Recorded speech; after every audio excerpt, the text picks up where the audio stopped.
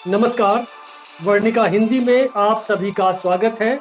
आपके साथ मैं हूँ संतोष सारंग और आप देख रहे हैं शब्दों की सत्ता। कवि दुष्यंत कहते हैं कि कौन कहता है कि आसमान में सुराख नहीं हो सकता, एक पत्थर तो तबीयत से उछालो यारो। कोई भी काम यदि तबीयत से किया जाए तो वह सफलतापूर्वक संपन्न होता है। आपके सपने पूरे होते हैं और लक्ष्य की प्राप्ति होती है।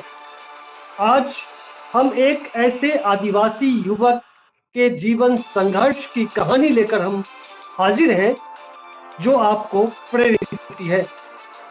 हम बात कर रहे हैं शामू सोरेन की।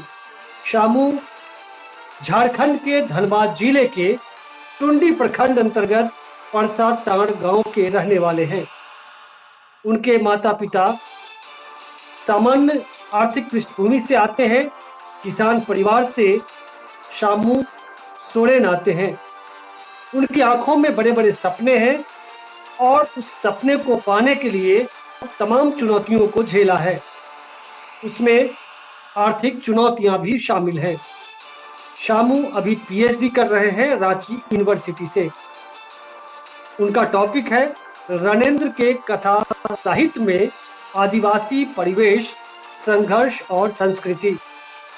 उन्होंने 3 बार नेट क्वालिफाई किया है। आइए उनके पूरे जीवन संघर्ष को उन्हीं की जुबानी सुनते हैं इस वीडियो में। मेरा नाम शामू सोरेन है।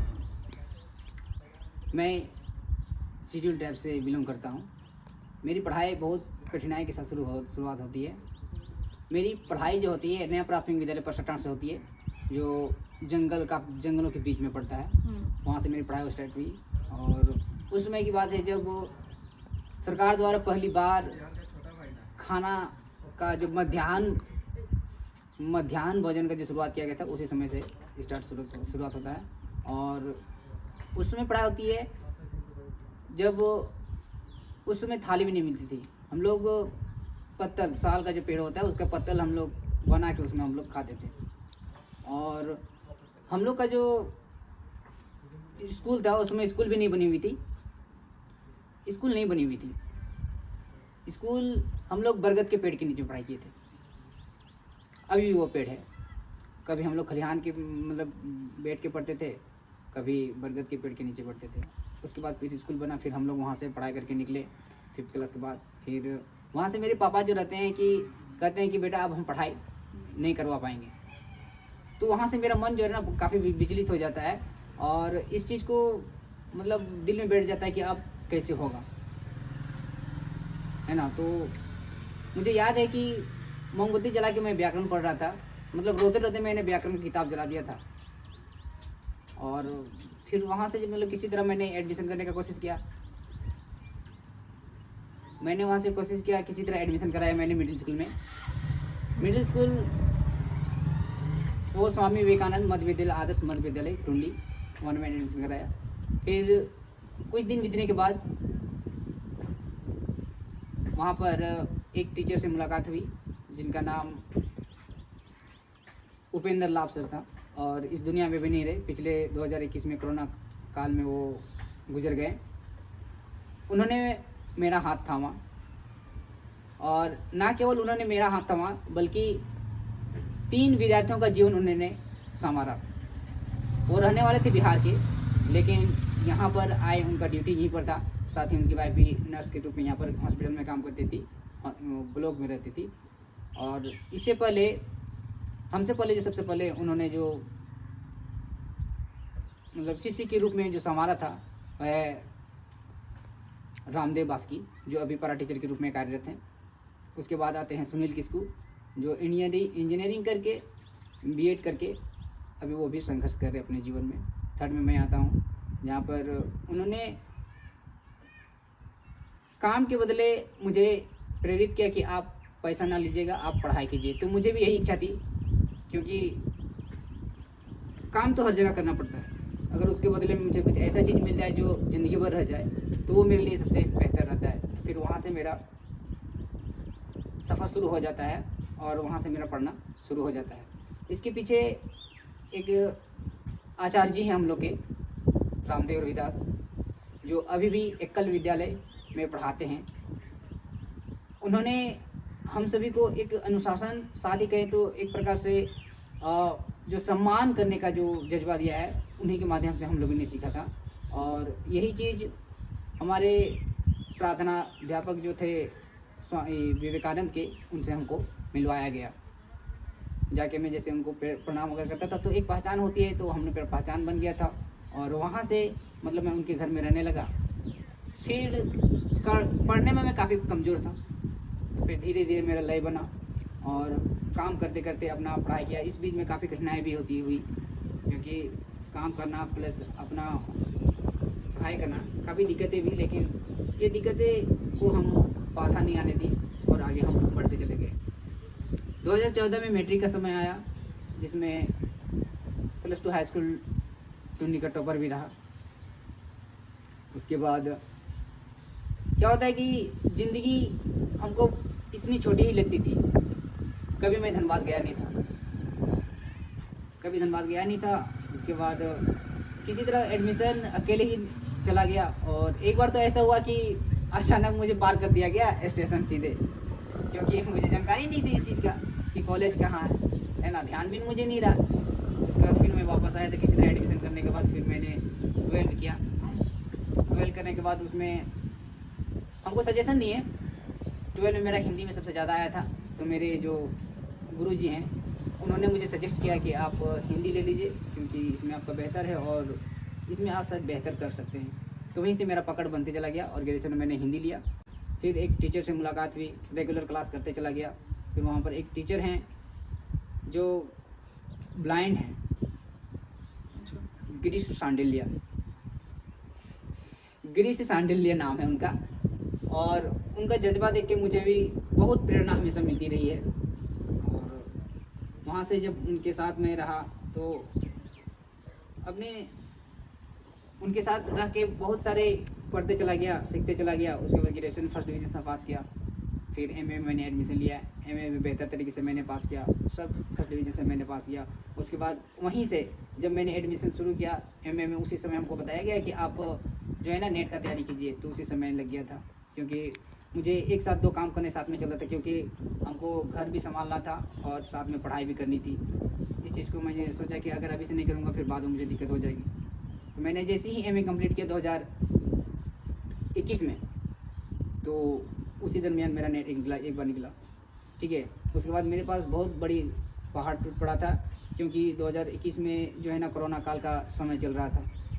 और इसी बीच मेरे गुरुजी अचानक मतलब छोड़ के चले गए, जो मेरे लिए बहुत बड़ी दुख की बात रही है, क्योंकि वो मेरे एक गुरुजी नहीं थे, हर कदम पर हर चीज़ में बताने वाले एक महान आत्मा के रूप में अभी भी रहे हैं। और वही मेरा सब कुछ मेरे लिए किए हैं। और फिर वहाँ से फिर संसाधन में कमी होने के कारण हमको लगा कि अब कुछ करना चाहिए। फिर मैं टुंडी आया, मतलब टुंडी आने के बाद ही मैं यहाँ आने के बाद ही मैं, क्योंकि वहाँ पर फुल टाइम हमको नहीं मिलता था। फिर यहाँ पर आके मैं फुल टाइम अपना एफ़र्ट किया, तो फिर नेट क्वालिफाइड हुआ। फिर कुछ घर की परिस्थितियाँ मुझे अब प्रेशर डालने शुरू हो गया था, और क्योंकि मम्मी पापा साथ में सबको लेके चलना था, इसलिए नेट मेरा 3 बार क्वालिफाइड हो चुका है। लेकिन अब जेआरएफ का कोशिश कर रहे हैं और इसी में लगे हुए हैं। और इस प्रकार यहाँ तो नेट की प्रिपरेशन आप कैसे की? कहीं कोचिंग की आपने, घर पे पढ़ाई जो मैंने की? आपको बताया, गिरीश सांडिल्या उन्होंने अपने संगत में रखा। ट्यूशन मैंने पकड़ा कोरोना काल से पहले। मेरा जो था वो ऑफलाइन कोचिंग चलती थी, लेकिन जैसे ही कोरोना काल आया तो हम लोग का जूम मीटिंग में हम लोग का क्लास चलती रही। और उसके बाद ही मेरा नेट क्वालिफाइड हुआ, उन्हीं के माध्यम से, उन्हीं की प्रेरणा या उन्हीं की छाया में रहकर। और उन्होंने सब कुछ सजेस्ट किया मेरे लिए, कौन कौन किताब पढ़ना है, क्या पढ़ना है, कब पढ़ना है, कैसे पढ़ना है। और पढ़ाई करते करते आपको क्या काम करना पड़ा था घर की जिम्मेदारियों के लिए? कैसे क्या चीज़ें तो बताइए। पढ़ाई करते करते मुझे घर की जिम्मेदारियाँ दी गई थी, साफ़ सफाई, झाड़ू पोछा, खाना पीना और साथ ही बच्चों को भी संभालना मेरे लिए जिम्मेदारी बन गया था। साथ ही जैसे ये जो बीच में ऐसा भी हो गया था, मुझे बीच में दुकान भी चलाना पड़ता था धनबाद में। और फिर कोचिंग खोलने का आइडिया कैसे आया आपको गांव में आकर के? आने के बाद जब मैं 2021 में यहाँ पर आया तो मुझे पढ़ने के साथ साथ 2 वक्त की रोटी भी कमानी थी। इसलिए मुझे लगा कि कहीं ना कहीं अब इसी लाइन में हूँ तो इसी बच्चों को मैं संवारना चाहता हूँ, बच्चों को ही। और